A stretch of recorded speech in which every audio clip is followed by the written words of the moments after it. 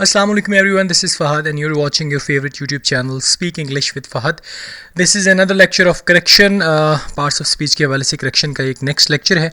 So as I have told you earlier, पिछले lectures में जैसे मैंने आपको बताया है कि CSS के हवाले से question number 4 हमारा correction के हवाले से आता है और we will have to like correct any 5 of the sentences from given like 8 और these are of 10 marks और ये ऐसे मार्क्स हैं idioms की तरह जो हम complete ले सकते हैं जिसमें किसी किस्म की कोई डिडक्शन नहीं होती.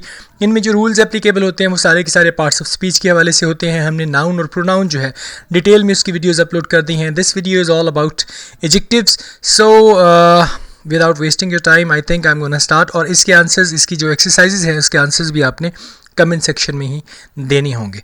चलें जी, without wasting your time let's describe rule number 21. Adjectives की बात आ गई है. ये कुछ मैंने ऐसे एडजेक्टिव्स बता दी हैं जैसे सुपीरियर है, इन्फीरियर है, प्रियर है, जूनियर है और सीनियर है. ये ऐसी एडजेक्टिव्स हैं. ये अपने साथ प्रेपोजिशन कौन सी लेती हैं? टू. जहाँ पे भी ये आएंगे तो अपने साथ ये प्रेपोजिशन टू इस्तेमाल करेंगे. एक बात होगी. और इनका दूसरा रूल ये है कि they do not take most और मोर विद देम. ये मोस्ट और मोर जो है ये अपने साथ नहीं लेती. अगर कहीं पे मोस्ट और मोर है तो वो मिस्टेक होगी अगर इन्होंने लिया हुआ है. या इन प्रेपोजिशन के बाद अगर कहीं पे देन आ जाता है, कुछ भी आ जाता है, तो उसकी जगह हमें क्या यूज़ करना है? टू. पहले एग्जांपल को देखते हैं. ही is more senior than me. इसमें पहली मिस्टेक तो यहीं पे आ गई कि मोर जो है वो यूज़ नहीं होगा इस रूल के मुताबिक. दूसरी मिस्टेक इसमें ये आ गई कि ये अपने साथ देन नहीं लेती बल्कि क्या लेती हैं? टू. तो this is the wrong sentence. While इसकी राइट सेंटेंस इसका क्या होगा? He is senior to me. This one is the right sentence. Rule number 22 की तरफ अगर जाएं तो कुछ ऐसी एडजेक्टिव्स हैं. these adjectives already express completeness. ये ख़ुद मुकम्मल होती हैं, यानी ये इसमें किसी चीज़ की और एडिशन की ज़रूरत नहीं होती. So they do not take more और मोस्ट. और ये भी अपने साथ मोर और मोस्ट नहीं लेती. जहाँ पे भी इनके साथ मोर और मोस्ट आएगा ये ऑलरेडी क्योंकि डिफरेंट होती हैं तो ये अपने साथ और चीज़ें नहीं लेंगी. ये बिल्कुल कंप्लीट है, अपने आप को मुकम्मल ज़ाहिर करती हैं. इन्हें अपने कंप्लीशन के लिए, अपने आप को मुकम्मल करने के लिए अपने साथ किसी डिग्री की या किसी मोर या मोस्ट किसी चीज़ की ज़रूरत नहीं है. इसमें से एक एग्जाम्पल है प्रेफरेबल, एक है unique, ideal, perfect, complete, matchless, entire, universal, full और एक्सट्रीम. ये आपने अपने माइंड में रख लेनी है, इनको आपने नोट डाउन कर लेना है. और ये जो रूल्स हैं इनको याद करने का सबसे आसान तरीका ये है कि आप इनका एक कोई भी आप इनके नोट्स बनाते जाएं. और आपने ये नहीं करना कि नोट्स बनाएं और just throw them out. You will have to go through like once in a week to the whole. अगर आप होल को नहीं कर सकते, जब आप आर्टिकल पढ़ते हैं या आप कुछ भी ऐसा करते हैं तो यहाँ पर आपने क्या करना है, जहाँ पर आपको इस तरह के रूल्स मिलते हैं आप उनको अंडरलाइन करें. आपकी रिविजन होती रहेगी because this really needs practice. आपको प्रैक्टिस चाहिए, उसी के बाद ही आप इस काबिल होंगे कि आप इसको हल करें. यहाँ पे पहले एग्जांपल पढ़ते हैं जी. He is the most unique doctor in the hospital. अब यहाँ पे यूनिक ऑलरेडी कंप्लीटनेस को जाहिर कर रहा है. अगर ये जाहिर कर रहा है तो मिस्टेक क्या है? ये अपने साथ मोस्ट नहीं लेगा. तो इसकी राइट क्या हो जाएगा? He is a unique doctor in this hospital. This one is the right and this one is the wrong sentence. Let's move to the next slide. Next slide जो है ये थोड़ा कॉन्सेंट्रेट कीजिएगा. इसमें मैंने कुछ उर्दू के वर्ड्स भी थोड़े से इस्तेमाल कर दिए. सिर्फ आई थिंक 2 मैंने इस्तेमाल किए हैं, ज़्यादा नहीं. लेकिन वो सिर्फ इसलिए हैं ताकि मैं आपको वेल एक्सप्लेन कर पाऊँ. सबसे पहली बात कर लेते हैं फ्यू की. फ्यू का मतलब होता है नॉट मच, यानी ज़्यादा नहीं. और आ फ्यू का मतलब क्या है? आ फ्यू का मतलब सम यानी कुछ. और दा फ्यू का मतलब कुछ ख़ास, समथिंग स्पेशल, सम स्पेशल. अच्छा, इसकी एक और बात कि ये किस चीज़ को जाहिर करते हैं? ये क्वांटिटी को जाहिर करते हैं. क्वांटिटी क्या चीज़ होती है? मिकदार को कहा जाता है. ठीक है. और इसमें we use these before countable nouns. और फ्यू, आ फ्यू और दा फ्यू सिर्फ और सिर्फ काउंटेबल नाउन्स के साथ ही आ सकते हैं. अच्छा, मेरे पास पहला मैंने कहा कोई आपसे पूछता है कि यार तुम्हारे पास कुछ किताबें हैं तो तुम मुझे गिफ्ट कर सकते हो, और आप नहीं गिफ्ट करना चाहते तो आप क्या कहोगे? I have few books. मेरे पास फ्यू बुक्स हैं, चंद किताबें हैं, ज़्यादा किताबें नहीं हैं. ठीक है. मेरे पास ज़्यादा किताबें नहीं हैं. चंद नहीं कहेंगे, आप कहेंगे मेरे पास ज़्यादा किताबें नहीं हैं. अगर आपके पास, आपको कोई कहता है कि I just want some books from you, can you just gift me some books, और आपके पास चंद किताबें हैं जो गिफ्टेबल हैं, यानी अगर आप दे भी दें फिर भी आपके पास कुछ ना कुछ रह जाएगा, तो फिर आप क्या यूज़ करेंगे? A few. I have a few books. मेरे पास चंद किताबें हैं. यहाँ पे मैंने चंद मेंशन कर दिया और यहाँ पे ज़्यादा नहीं. फ्यू का मतलब तब है जब आपके पास बहुत ज़्यादा कम मिकदार में है, something is in very little amount और वेरी लेस। कोई चीज़ आपके पास बहुत ज़्यादा कम है जो देने के काबिल नहीं, फ्यू हो जाएगा। और आपके पास चंद, जैसे I have few money, I have few rupees, मैं आपको नहीं दे सकता। I have a few rupees, मेरे पास कुछ पैसे हैं, अगर चंद पैसे हैं, अगर आप चाहो तो I can give you. The few का मतलब है कुछ स्पेशल, यानी चंद हैं और स्पेशल हैं, ख़ास हैं। For example I have the few books, I have the few, यहाँ पे बुक्स होना था, सॉरी मैंने बुक लिख दिया, I am sorry for that. I have the few books which you gifted me. अब यहाँ पे विच यू गिफ्टेड मी, ये क्या इसको बना रहा है जी, ये इसको क्या बना रहा है जी, ये इसको बना रहा है स्पेशल। और ये स्पेशल सिर्फ इसलिए बना रहा है कि इसने अपने साथ दा ले लिया है। दा फ्यू जहाँ पे आ जाएगा, कुछ है मेरे पास, चंद है लेकिन वो ख़ास है। तो ये अपने बात माइंड में रखिएगा कि पहली बात तो ये काउंटेबल नाउन के साथ आएंगे, फ्यू, अ फ्यू और द फ्यू। और दूसरी बात, फ्यू का मतलब जब आपके पास ज़्यादा तादाद में नहीं है, आप किसी को नहीं दे सकते। आ फ्यू के पास आपके पास ज़्यादा तादाद नहीं है लेकिन आपके पास चंद है, यानी आप उसको डोनेट करने के या देने के काबिल हो। और दा फ्यू के बाद आप किसी को बता रहे हो कि मेरे पास वो चंद मखसूस तादाद है जो मेरे लिए बड़ी स्पेशल है।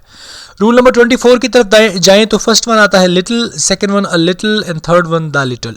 रूल बिल्कुल सेम है, नॉट मच ज़्यादा नहीं, अ लिटिल कुछ, थोड़ा सा, द लिटिल थोड़ा सा मखसूस। अब यहाँ पे चंद मैंने कहा, ज़्यादा कहा, और यहाँ पे मैंने कहा कुछ या थोड़ा सा। अब क्योंकि इसकी रीज़न क्या है कि ये जो है ये बेसिकली ये अनकाउंटेबल नाउन्स के पीछे आता है। We use these before uncountable noun, ठीक है। और ये जो है यहाँ पे सॉरी ये स्ट्रेंथ को करता है, स्ट्रेंथ फर्स्ट वाला जो है, और ये जो है ये क्वांटिटी के लिए है, मिकदार के लिए है, और ये तादाद के लिए है। ये मैं लिख रहा हूँ यहाँ पे स्ट्रेंथ, ये तादाद के लिए है, जबकि ये वाला जो है लिटिल जो है वो मिकदार के लिए है। These are used for quantity, और ऊपर वाला जो है फ्यू है यूज्ड फॉर स्ट्रेंथ। अच्छा, ये कहते कि कैसे कहते हैं, ये जैसे अनकाउंटेबल नेम है, जैसे पानी जो है वो काउंटेबल नहीं है, गोल्ड जो है वो काउंटेबल नहीं है, मिल्क जो है वो काउंटेबल नहीं है। There is little milk in the jug.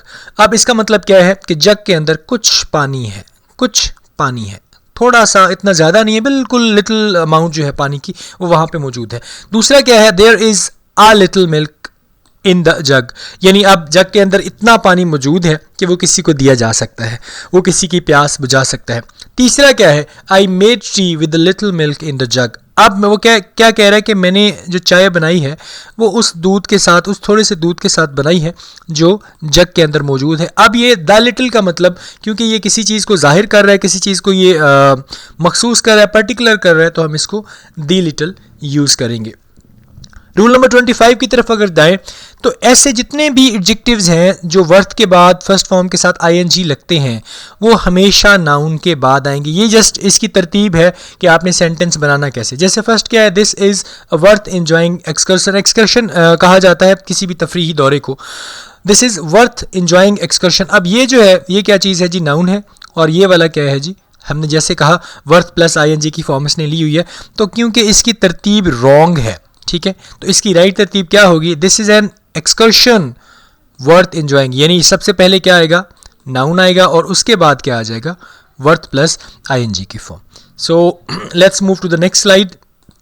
Next slide is all about exercise. ये 10 सेंटेंसेज हैं जो इन 4 या 5 रूल्स पे डिपेंड करते हैं। फर्स्ट वन क्या है जी,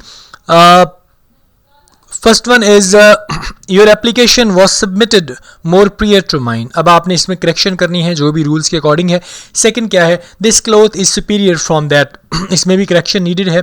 Ismail is the most unique teacher in the college, इसमें भी करेक्शन नीडेड है। A few books that I have written may be up to the mark, इसमें भी correction needed है। There is little water in the jug, इसमें भी correction needed है। अच्छा, ये वाली जो बात यहाँ पे आ गई, there is a little water in the jug। अब चले आप करेक्ट कर दीजिएगा, मैं आपको इसके कमेंट सेक्शन में मैं बता दूंगा, क्योंकि 2 तरह से लिखा जा सकता है। ये जो पहला लिखा हुआ है there is little water in the jug, ये भी किसी हद तक ठीक है, लेकिन आपने इसकी करेक्शन करके लिख देनी है। फिर मैं डिफरेंस बता दूंगा कि दोनों में डिफरेंस क्या है, ये मैं कमेंट सेक्शन में भी लिख दूंगा, और अपने जो पेज के ऊपर मेन कमेंट किए जाते हैं वहाँ पे भी मैं इसका डिफरेंस जो है आज शाम तक इसलिए डाल दूंगा ताकि आप अपनी ट्राई कर लें, फिर मैं आपको समझा दूंगा कि डिफरेंस क्या है। I drank a little milk in the class इसकी करेक्शन आपने करनी है. He earns a little 1000 rupees in a week, इसकी करेक्शन आपने करनी है. We have a few money in the bottle, इसकी आपने करेक्शन करनी है. This is a worth reading book, इसकी correction. And I have little money in my pocket, इसकी करेक्शन. कुछ रूल्स और हैं जिनको आज हमने लाजमी डिस्क्राइब करना है. सॉरी. रूल नंबर 26 क्या कहता है? रूल नंबर 26 कहता है कि सेकंड और थर्ड डिग्री जहां पे भी आएंगे उनको आप एक साथ या उसका डबल यूज़ नहीं कर सकते. यानी सेकंड और थर्ड डिग्री जो है, या सेकंड डिग्री को 2 दफ़ा इस्तेमाल नहीं कर सकते, इसी तरह थर्ड डिग्री को भी आप 2 दफ़ा इस्तेमाल नहीं कर सकते. अब क्या कहता है जी? He is more wiser than Aslam. अब मोर और वाइजर ये दोनों सेकंड है, ठीक है. और हमारा रूल क्या कह रहा है कि जी, हमारा रूल कह रहा है हम इसे साथ में इस्तेमाल नहीं कर सकते. तो यहाँ पे ये क्या हो जाएगा? रॉन्ग हो जाएगा. He is visor than Aslam, वो असलम से वाइजर है. रूल नंबर 27 हमें क्या कहता है?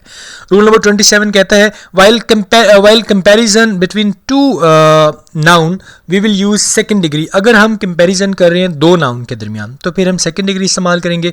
While making comparison among all we will use third degree. और अगर 2 से ज़्यादा 3, 4, 5, 6 जितनी चीज़ों में भी हम अगर उनको कंपेयर करें, कंपैरिजन दे रहे हैं, तो हम थर्ड डिग्री इस्तेमाल करेंगे. फर्स्ट की तरफ आते हैं. ही is the tallest boy of the to boys. 2 आ गया जी. अब 2 यहाँ पे देखें, ये वाला 2 है. अल्हम्दुलिल्लाह. और इसका 2 जो आ गया तो इसने क्या किया? कंपैरिजन है तो कंपैरिजन में हमें सेकंड डिग्री चाहिए थी, ठीक है. जबकि यहाँ पे इसने कौन सी लगाई हुई है? टॉलेस्ट लगाया हुआ है. अब ही is the taller of the 2 boy, he is the taller of the 2 boys, ये ठीक हो जाएगा और ये रॉन्ग हो जाएगा. यहाँ पे एक और चीज़ मैं आपको क्लियर कर दूँ कि यहाँ पे ये दा जो है ये क्यों आया है. इस एक आगे और रूल है, उसमें ये इसको डिस्क्राइब कर दिया जाएगा. जबकि एक और बड़ा इंपॉर्टेंट रूल है कि जब भी हम सुपरलेटिव डिग्री इस्तेमाल करते हैं तो उसके साथ हम दी लगाते हैं. लेकिन यहाँ पर हमने दा क्यों लगाया है? ये सेंटेंस बिल्कुल ठीक है. इसकी रीज़न क्या है? नेक्स्ट पेज पर मैंने इसको एक्सप्लेन कर दिया है. नेक्स्ट चीज़ क्या है जी? This book is more interesting of the 3. अब ये इस चीज़ को डिफाइन कर रहा है. हम लोग 3 से ज़्यादा में 2 से ज़्यादा में कर रहे हैं तो थर्ड डिग्री हमें चाहिए. Superlative degree is needed. This book is more interesting of the 3. अब यहाँ पे मोर है तो इसकी जगह क्या आना चाहिए था? मोस्ट. ये वाला सेंटेंस रॉन्ग हो जाएगा और ये वाला सेंटेंस राइट हो जाएगा. Let's move to the last slide of the today. अच्छा, रूल नंबर 28 क्या कहता है? अब यहाँ जैसे मैंने आपको पहले एक्सप्लेन किया कि इस वाली स्लाइड के ऊपर मैं आपको बता दूंगा कि दा हमने वहाँ पे क्यों लगाया या दी वहाँ पे क्यों लगाया. We will use the with second degree if it takes of after it. हम लोग दी लगाएंगे सेकंड डिग्री के साथ अगर ये अपने साथ ऑफ लेता है तो, ठीक है. अब ये देखें, she is taller of the 2 girls. अब इसने अपने साथ ऑफ ले लिया लेकिन यहाँ पे इसने दा नहीं लिया तो ये क्या हो जाएगा? रॉन्ग हो जाएगा. अब यहाँ पे she is the taller of the 2 girls, she is the tallers of the 2 girls. अब यहाँ पे ये राइट हो जाएगा. अब ये वो दी वाली बात जो मैंने आपको कही है लास्ट वाली स्लाइड में कि यहाँ पे हमने दी क्यों लिया. ऐसी जितनी भी डिग्रीज़ हैं अगर वो अपने साथ ऑफ लेती हैं तो फिर हम सेकंड डिग्री से पहले भी दा इस्तेमाल कर लेते हैं. इसी की एक और इसका जो अपोजिट है, इसका जो डिफरेंट है वो क्या है कि we will not use the with second degree if it takes than after it. अगर सेकंड डिग्री अपने साथ देन ले लेती है तो फिर हम वहाँ पे दा इस्तेमाल नहीं करेंगे, ठीक है. She is the taller than I, ये यहाँ पे रॉन्ग हो जाएगा. ये वाला राइट हो जाएगा और ये वाला रॉन्ग हो जाएगा, ठीक है जी. अब देखें, she is the taller than I. यहाँ पे हमने दा इस्तेमाल कर लिया जो कि नहीं करना था क्योंकि इसमें इस्तेमाल नहीं होता. She is taller than I, ये राइट हो जाएगा और this one will be wrong. Rule number 27 की तरफ जाते हैं. If any adjective starts with the it represents whole group या क्लास. कोई भी एडजेक्टिव अगर दी के साथ स्टार्ट होता है तो ये रिप्रेजेंट किसको करता है? उस पूरे ग्रुप को, उस पूरी जमात को या उस पूरे ख़ानदान को या उस पूरी स्पीशी को वो रिप्रेजेंट कर रहा होता है. तो उसको अगर हम दा से स्टार्ट करेंगे तो हम उसकी प्लूरल फॉर्म नहीं इस्तेमाल कर सकते. इसकी प्लूरल फॉर्म हम इस्तेमाल नहीं करेंगे. लेकिन एक और बात, इसके साथ जो वर्ब या हेल्पिंग वर्ब होगा वो प्लूरल में ही होगा. अब फर्स्ट वन पे आते हैं. The poors are hated everywhere. अब पहली बात, पोर्स वर्ड नहीं बनेगा क्योंकि ये प्लूरल सेंस में हमने यूज़ करने की कोशिश की तो ये रॉन्ग हो जाएगा. दूसरा क्या है? द पोअर, लेकिन यहाँ पे हमने ये प्लूरल में इस्तेमाल कर लिया ये राइट हो जाएगा। ठीक है जी।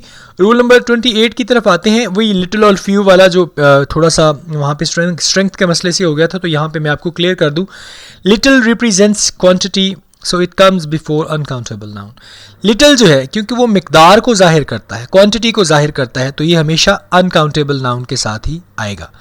फ्यू जो है, few represent strength, so it comes before countable noun. और फ्यू जो है क्योंकि ये तादाद को जाहिर करता है, तो ये किसके साथ आएगा, ये काउंटेबल नाउन के साथ आएगा। जैसे I have a few milk in the जग, ये रॉन्ग हो जाएगा। ठीक है।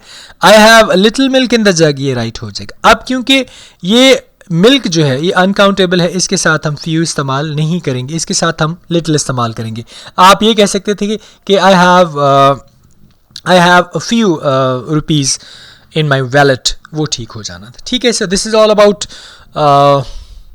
Sorry adjectives, I forgot.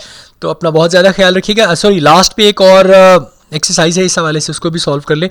She is more wiser than her. Second है he is the wiser boy in the class. उसके बाद है she is more beautiful of the two. उसके बाद है he is the father that his brother. और उसके बाद है rich should not oppress needy. So that was all about today's assignment जो आप लोगों के लिए है, और आई होप कि आप आज शाम तक मुझे इसके ज़रूर आंसर दे देंगे। और आपका जो संडे वाले दिन इसका टेस्ट होगा उसमें भी ज़रूर पार्टिसिपेट कीजिएगा, क्योंकि ये वाले जो रूल है प्रोनाउन के रूल, उसके अकॉर्डिंग मैं कुछ एक्सरसाइज इस दफ़ा देने वाला हूँ। और इस दफ़ा का जो टेस्ट होगा इंशाल्लाह that will be comparatively lengthy then those of the old one और then those of the previous one. So take good care of yourself, अपना बहुत ज़्यादा ख्याल रखिएगा, मुझे दुआ में याद रखिएगा। अगर इसके बारे में कोई भी क्वेश्चन, कोई भी क्यूरी है, आप पूछना चाहते हैं, प्लीज़ फील फ्री, आप कमेंट सेक्शन में मुझसे पूछ सकते हैं। और do not forget to subscribe and like my channel. अपना बहुत ज़्यादा ख्याल रखिएगा। अस्सलाम वालेकुम, अल्लाह हाफिज़।